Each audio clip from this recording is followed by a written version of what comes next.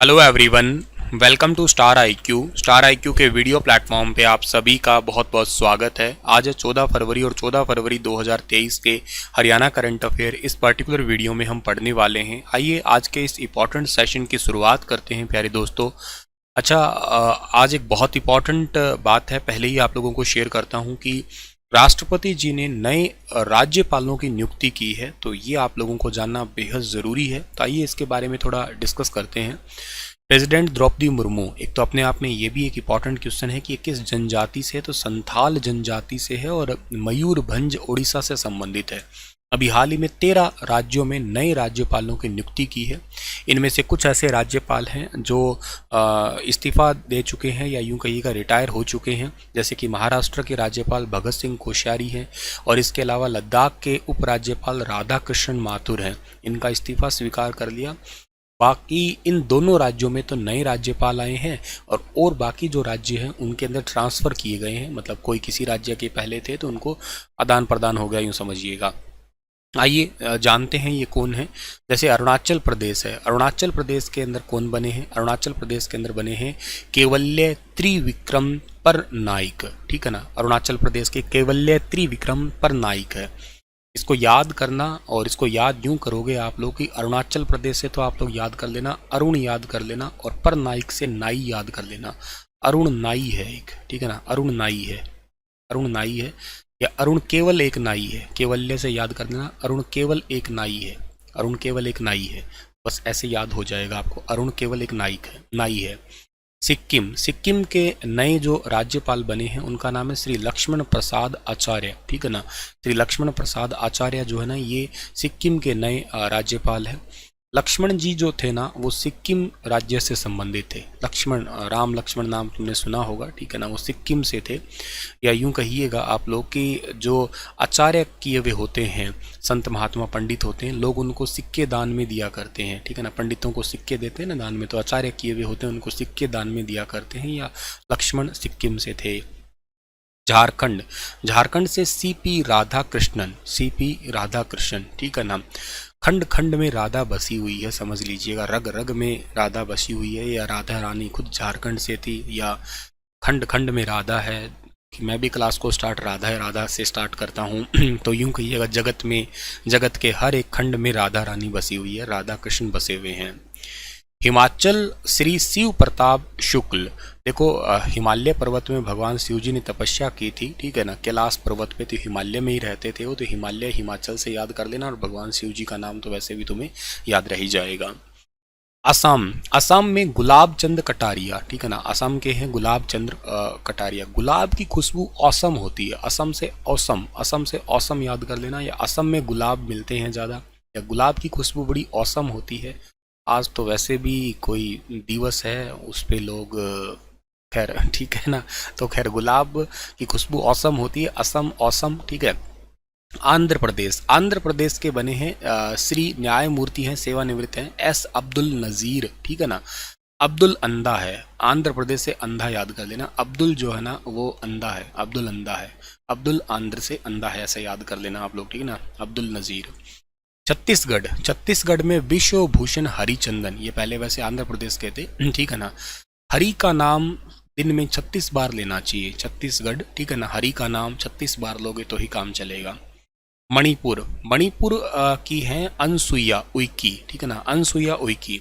जिसके पास मणि आ जाती है ना, वो हर किसी की बातें अनसुना करता है, अनसुईया, ठीक है ना। अनसुईया अनसुना कर देता है, जिसके पास एक बार मणि आ गई तो हर किसी की बातों को वो अनसुना कर देगा। नागालैंड, नागालैंड के बने हैं ला गणेशन, ला गणेशन भगवान गणेश जी के पिता शिव जी और इनके पिता गले में नाग रखा करते थे, ठीक है। तो नागालैंड से ऐसे याद कर लेना आप लोग।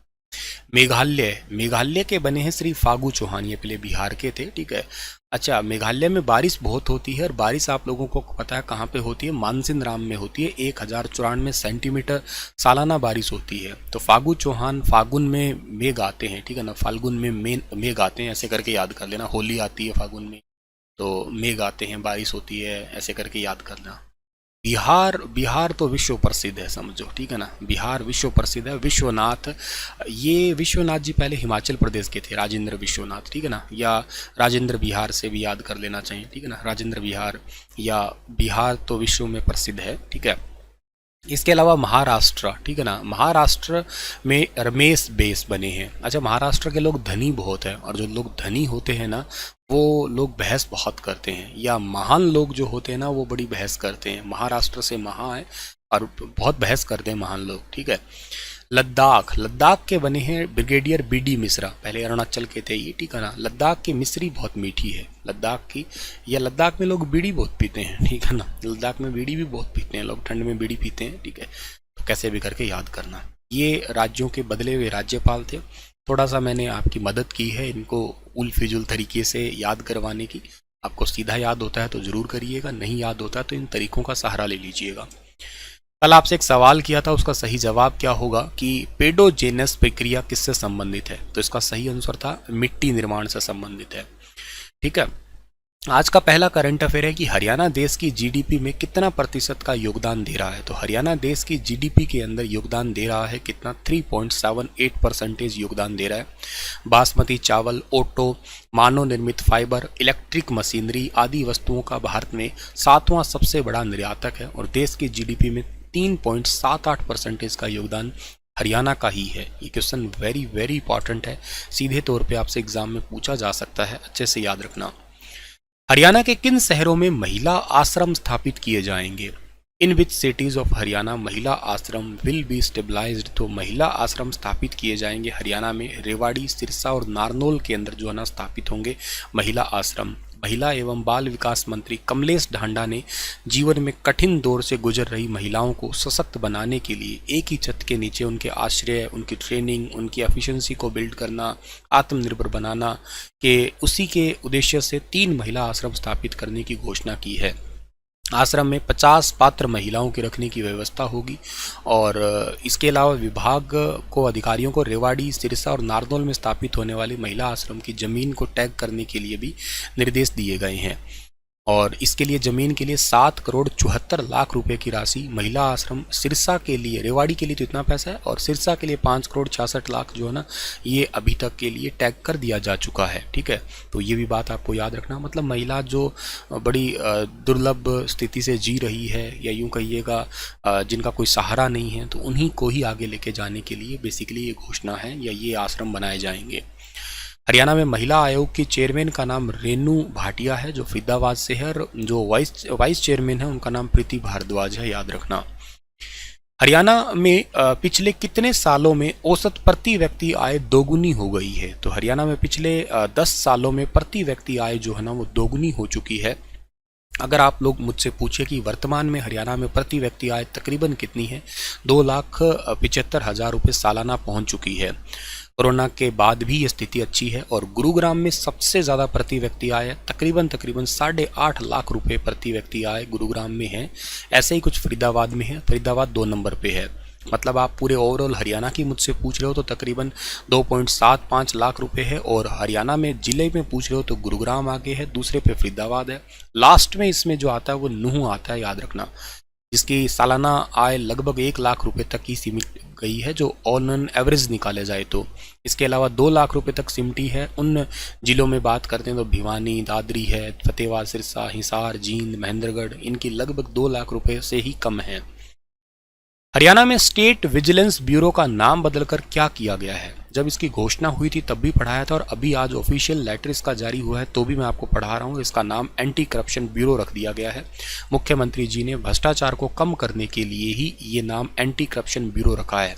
स्टेट विजिलेंस ब्यूरो से कुछ ज़्यादा नाम से इंडिकेट हो नहीं रहा था, अब एंटी करप्शन ब्यूरो अगर समझ में आता है तो इससे नाम पढ़ते ही थोड़ा थोड़ा चौकन्ना होता है इंसान। तो ये न्यूज़ आपकी लगभग 1 फरवरी के आसपास की थी, अगर आपको याद हो तो, ठीक है।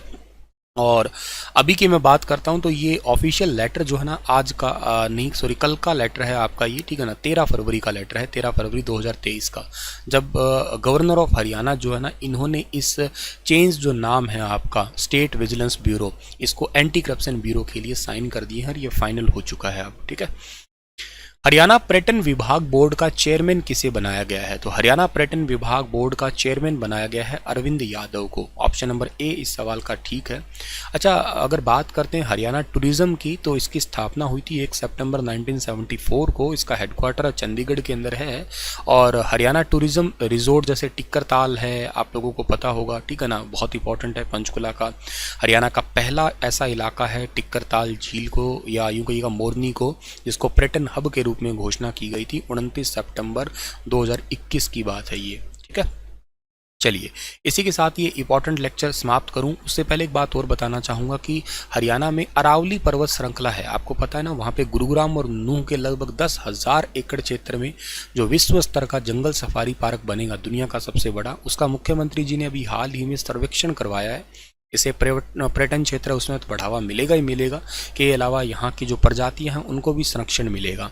अब तक सबसे बड़ा शारजाह में है, जो दुबई में आप लोग अभी मुख्यमंत्री गए थे तब भी पढ़ाया होगा मैंने, अक्टूबर 2022 की न्यूज़ थी ये।